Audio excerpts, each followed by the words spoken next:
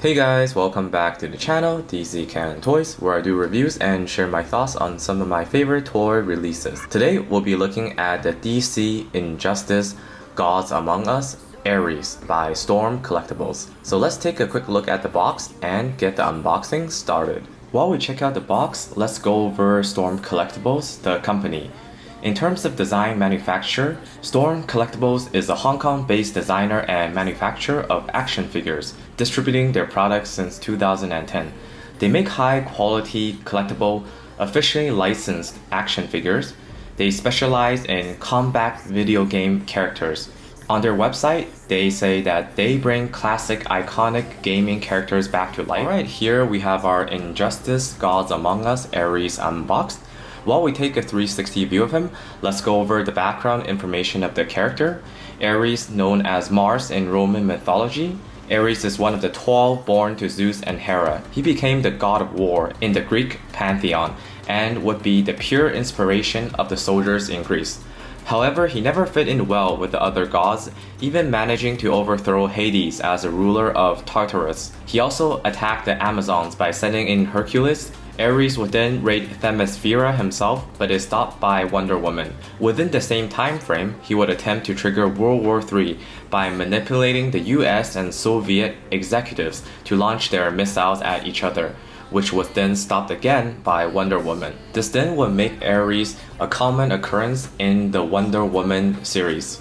Now let's go over the aesthetics and paint job of Ares. In terms of the aesthetics, I believe Storm Collectables did a great job ever since the prototypes. I really enjoy the armor design in this Injustice version of Ares. It really does look like he is from the ancient Rome or Greek legends, and also the armor itself does make him hold the title of God of War quite nice. He looks overall very menacing as we see many spikes, not only on the helmet but also on the arm guards. In terms of the overall color theme, he looks quite monotone, and it is understandable for a character like Ares because being a villain himself, this means that often or not we will see shades of black and gray, which we do see on the armor of Ares. Although most of the armor is done in this deep silver metallic gray color, we do have bright silver for some sort of carvings all over the shoulder pads and the chest plates. We also have nice silver paint on the helmet itself for the skull design in the center of the head. Here's a closer look at the head. The most important thing here is of course the helmet design.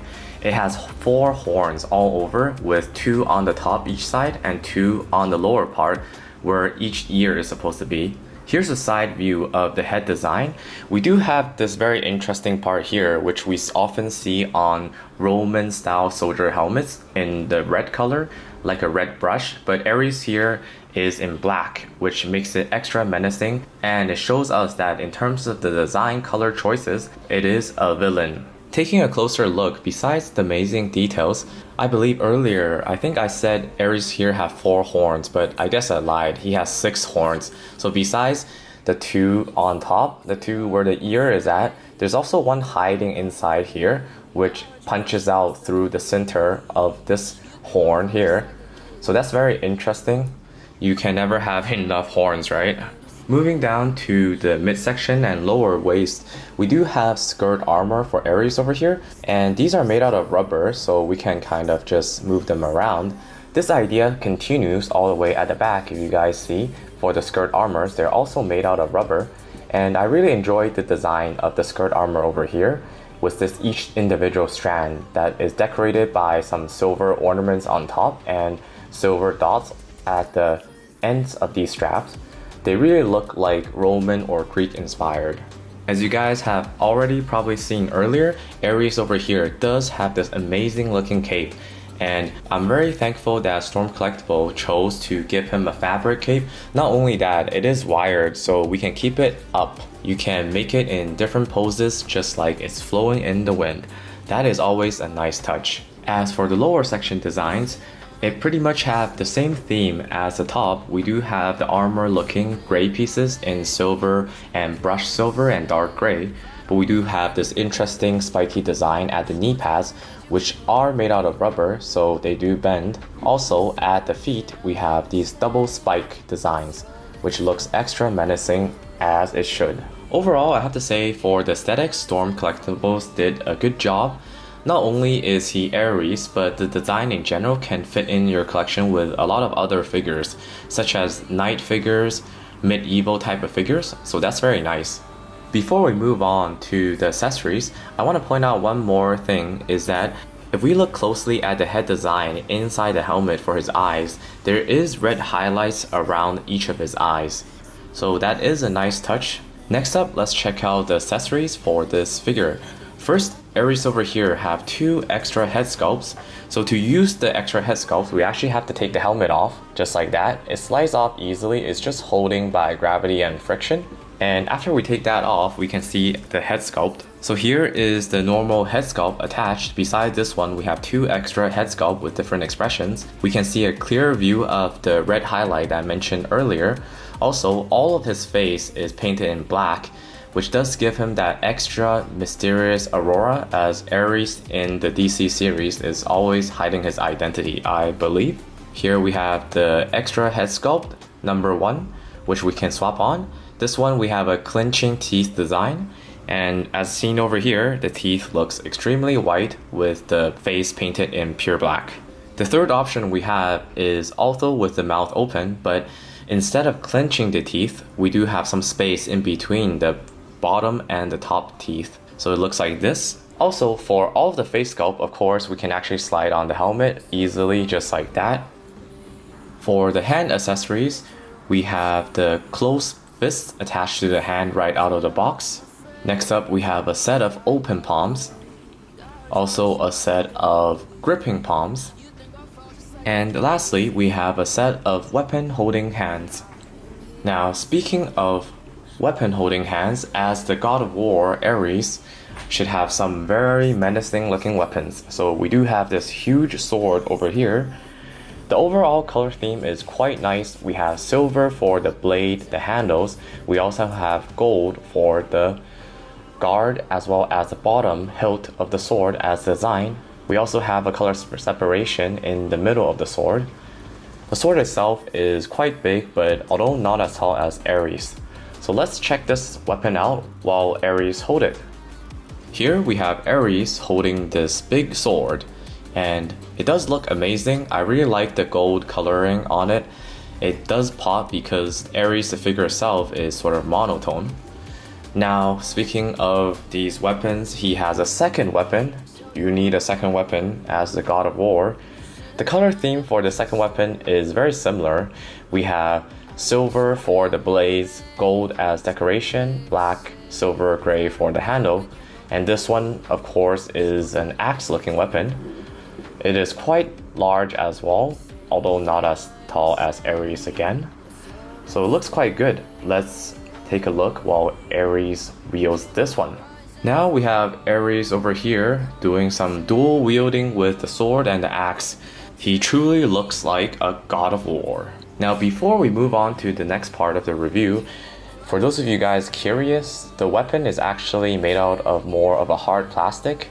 The sword does have a little bit of a bend to it, but I wouldn't suggest it. You can feel that it will snap if you bend it to a certain degree. Same thing as the axe. These two weapons are hard plastic instead of a rubber material. Just letting you guys know. Moving up next, we have the articulation segment. So let's check it out. For the head, we have the 360. It's probably easier to see without the helmet, so just like that. And we do have a forwards movement and a backwards movement, which is pretty nice. For those of you guys wondering, because of Storm Collectables design choices, the neck over here is actually made out of rubber, just like a lot of the armor parts here is made out of rubber too. So we can actually move this part and this part around by bending them. Now, whoops, let me just grab that and continue. Alright, so now let's continue with the arms. They go all the way up just like that. We can go forwards. It is hindered a little bit about here because of the shoulder pads. But then again, because the shoulder pads are rubber, you can sort of work your way around it. And we do have a semi-butterfly joint, which you can pull front, as you've seen here. And the shoulder pad, because it's made out of rubber, there's some resistance. Once we pull to a certain angle, it goes back a bit. But then again, I think you can sort of work around it if you really wanted to, for a pose or something like that. As for the elbows, we do have a nice bend, and the wrist, we have a rotation, front to back. As for the waist, we don't really have a rotation, it seems like, because of the armor plates are sticking together. We do have one rotation here at the lower waist. I mean, there's no articulation at the chest. There is sort of an ab crunch, I guess, hiding inside the armor, but it's not that good. Anyways, for the legs, we can kick all the way up about that far. Backwards is way better. Side to side, we do have some about that far, which isn't too good. Now for the knee bend, it will go that far. Lastly, for the feet, we have the typical rotation, forward, backwards, and the toe pivot. So overall, Storm Collectables is good for their articulation, but definitely it is not as good as something like SH Figure Arts. Oh, and I almost forgot, at the back, we do have articulation for the cape. It does have wiring at all of the edges, which means you can articulate it just like it's flowing in the wind like that. Or you can actually make it cover his helmet like that, which looks kind of weird. I guess it's not supposed to do that. But the cape itself is connected at the edges of the shoulders on both sides. That's about it for the articulation then. Now let's do some size comparisons. First we have a Figma Goblin Slayer. As you guys can see, Ares towers over Goblin Slayer. The Storm Collectables line is bigger than your typical 1/12 scale figure, and over here compared to the Figma, it looks huge and dwarfs over the Figma figure. Although I think they actually match quite well together in a way, I believe Ares as a god is supposed to be a huge figure to begin with. Next we have SS Blue Goku for SH Figure Arts. As seen over here again, Ares dwarfs over the SH Figure Arts Goku. Even with the blue hair, he only goes above around the chest area of Ares. Here's another 1/12 scale, which is the Mafex Deadpool. Again, Ares is much bigger. Now let's compare to some big Storm collectible figures. Here we have Doomsday. So Doomsday barely fits into the camera frame. As seen over here, Ares is actually shorter than Doomsday in this case. Not sure if he is focusing or not. Let me just check the camera. Yeah, so we can't really fit Doomsday's head here on the camera frame, but you guys get the idea. Lastly, we have another Storm Collectables Injustice line, which is Injustice version of Darkseid. As seen over here, Ares is shorter than Darkseid. With the helmet, he is only around the bottom part of Darkseid's head, which does make sense again, because Darkseid is supposed to be much more towering, and his size can change anyways. Alright, final thoughts on today's figure review, which is the DC Injustice Gods Among Us Ares by Storm Collectables. Overall, I really enjoyed the aesthetics part of this Ares, especially the design. I feel like Storm Collectables did a good job of making the design into an action figure. He does look very nice with all of the different carvings and the menacing armor parts that is attached to him. I do enjoy the weapons as well, as they have a nice gold paint job as highlight, which does really pop compared to the monotone color theme of Ares himself.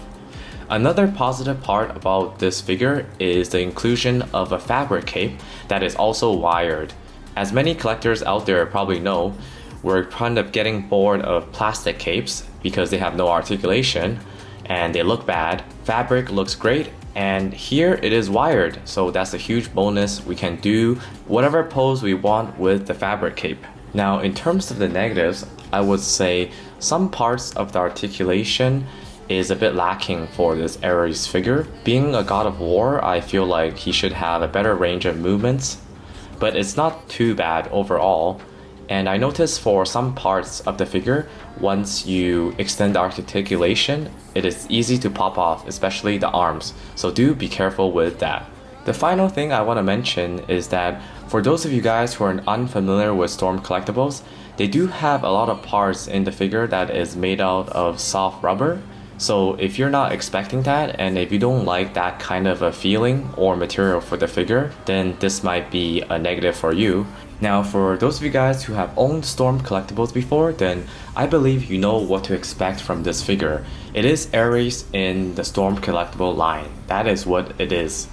Anyways, there goes the end of today's review. If you liked the video, please remember to support the channel by subscribing. Turn on that bell notification. As always, my friends, remember to stay young at heart, and until next time, we're out.